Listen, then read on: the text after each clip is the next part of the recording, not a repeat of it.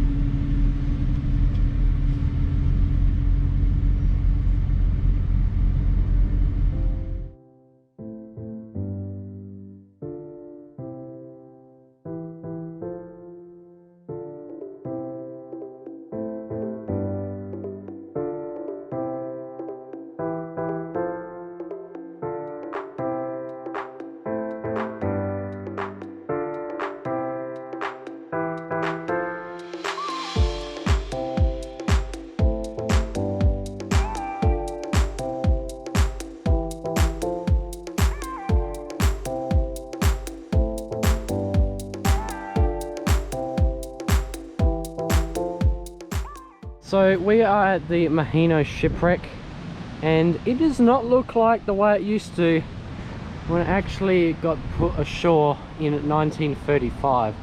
But yeah, that's pretty interesting, and there's almost no one here. You can see the boat is looking pretty tore up. The waves constantly crashing over it through the decades has taken its toll. You can see the hull is pretty damn rusted, and also look at the flooring. Here's what would have, I think, been around the area of the wheelhouse. Another thing to know is that this was also a hospital ship in World War I and was used from 1915 to 1919. It had a maximum speed of 17.5 knots, averaged around 12. Oh yeah, you can see me anyway, hi.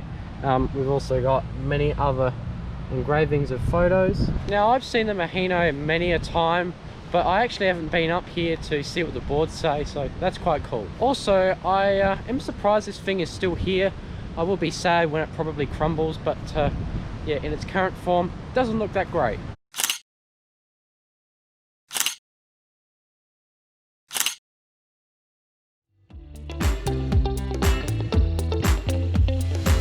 I traveled there to the place I fell in love. I took your hand, my heartbeat started rising.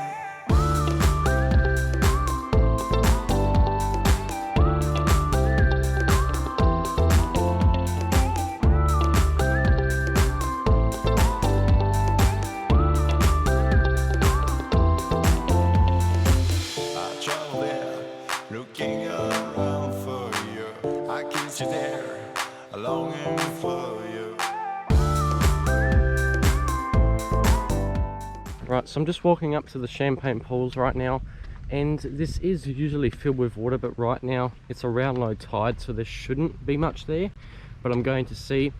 We should be coming back when it is a bit higher, but yeah, this will be interesting. So here we are at the Champagne Pools. There's not a ton of people here, obviously, because it is low tide. There also is quite a bit of wind currently, so yeah, that's a bit of an issue. 5 hours later. Right, so it is coming around to high tide time now, and going to see if the Champagne Pools look a lot better. We've gone for a little drive up north and come back, but yeah, hopefully it should be good. You can also see the beach just behind me, and that's just the way down south. Once you get around Indian Head, you should be able to go back down the rest of the island. Thankfully it is also not hot, so the boards aren't any warmer, and thankfully I've got footwear, but I don't really need it today. Alrighty, so we are nearly down at the bottom. We've got this metal grate we can see through, and pretty much here we've got the sand, and there are the Champagne Pools. Now they're not completely full right now. It's still not exactly highest tide, and there is also a lot of sand in here, which I didn't see the last time I was here.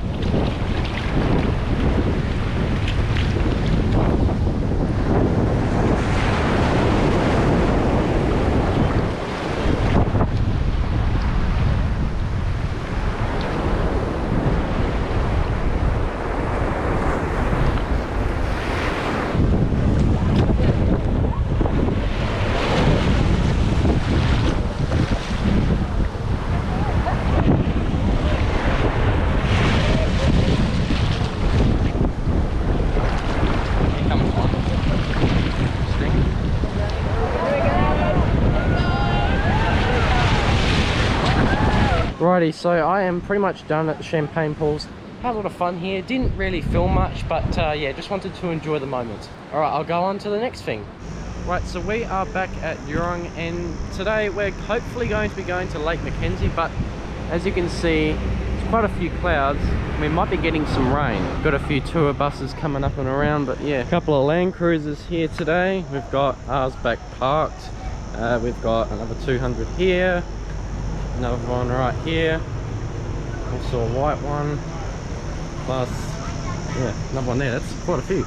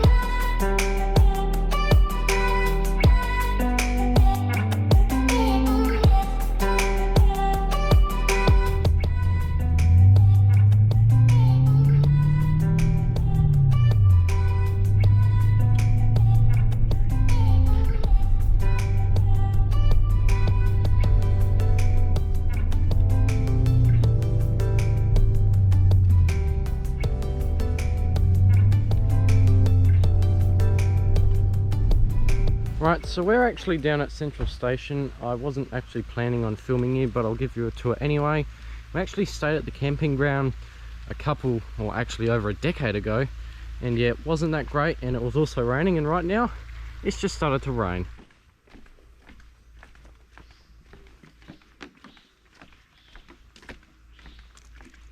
Creek is around here. You can see it just down there. I think we can walk across this.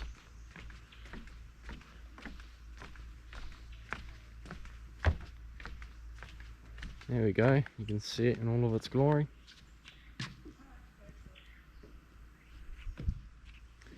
Oh, that's a bit of a landslide, gee.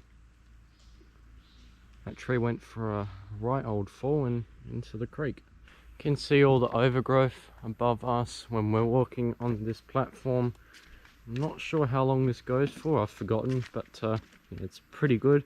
Also, we've still got the creek going, and it is crystal clear. Alright, well, we're off to Lake Makenzie.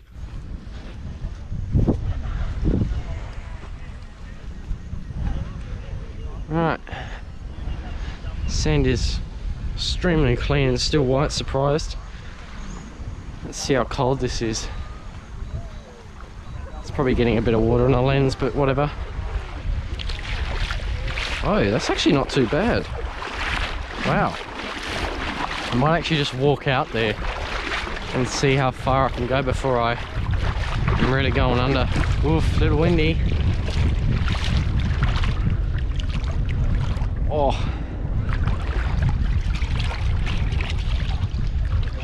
Alright, I'll just sit out here. This is a good spot. Do I jump in this? I'm gonna try to. Come on, yes, there we go. Got quite a few teenagers here because of school graduation. Yeah, there's a few around here. The car park was quite busy as well. There's quite a few dark clouds out there. Probably going to get heavier sometime soon, but I'm in the water already.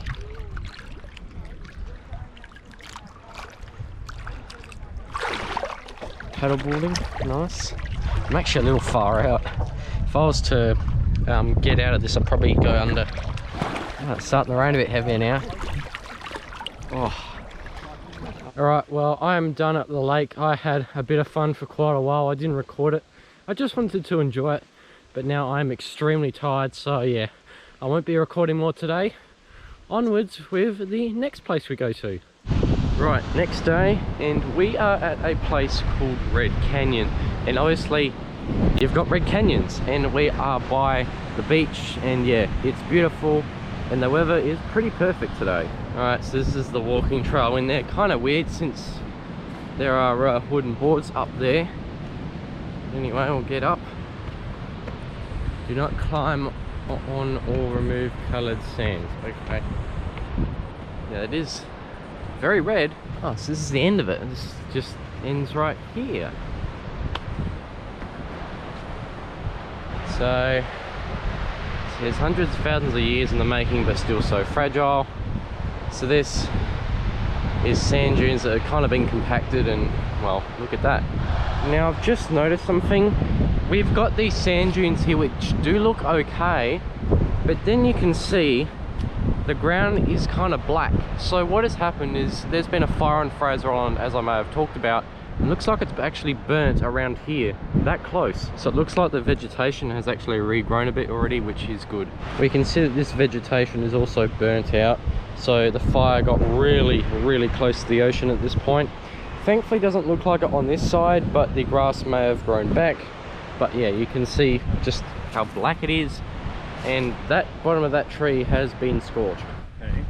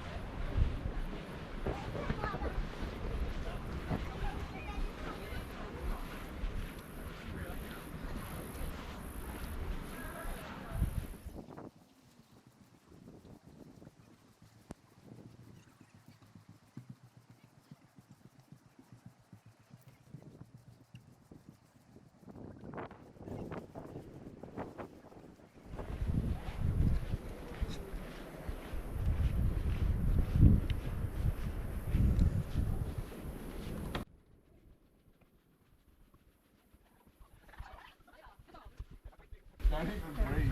You get to hold on to it. Oh, there we go. No, the top part.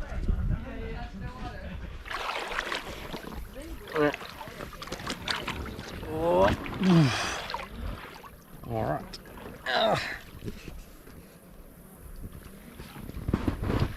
Supposedly this thing moves pretty quick, so we'll see how that goes.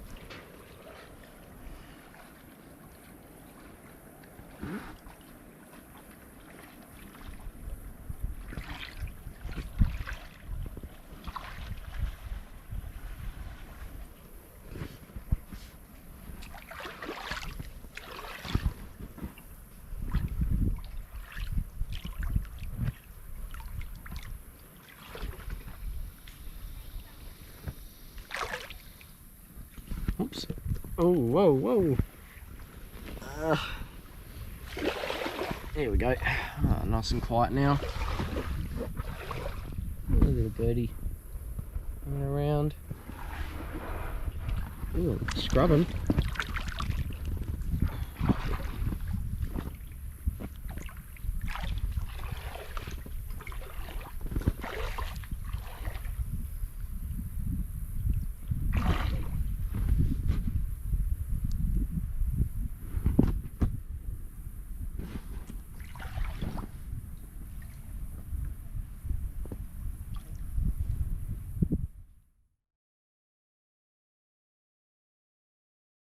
So currently there is a helicopter picking up water from the ocean and taking it behind one of the sand blows near our camp, and we're going to see if we can film it some more. Yeah, it was just passing over our camp, and see if I can get some more film of it. Looks like we're not passing through. It looks like it's closed. We're not able to go look around the back area.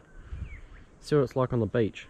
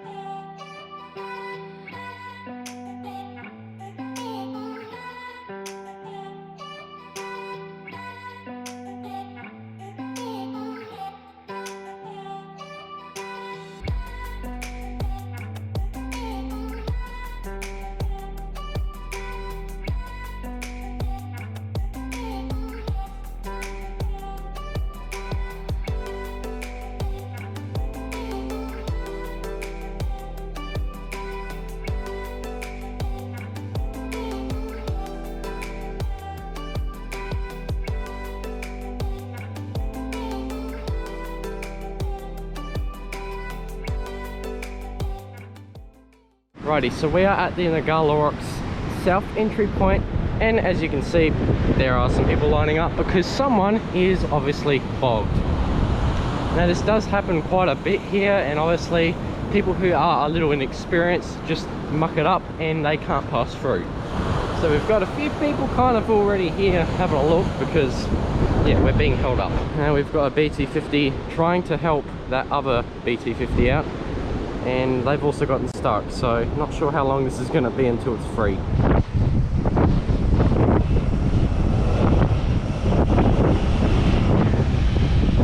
Nah, it's too soft. Probable that we're not going to be going up here due to the people getting bogged. Now from what I can see, that is the worst point, but over here it actually looks like it gets a little easier to do. All you need to do is plant your foot and you should be good.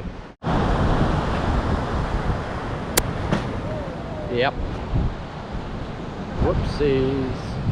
Okay, so I am somewhat near the Waddy Point camping ground, and you've got this absolutely awesome scenery and this beach, like honestly, wow. Now I'm gonna walk down there because it is absolutely gorgeous, and we do have a few people around obviously because it's so nice, but you can see that the waves are breaking and heading down that direction over there, but it's kind of in a C shape, so it's pretty cool.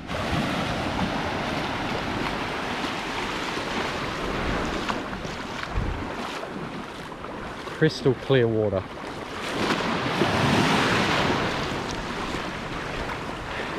Absolute perfection.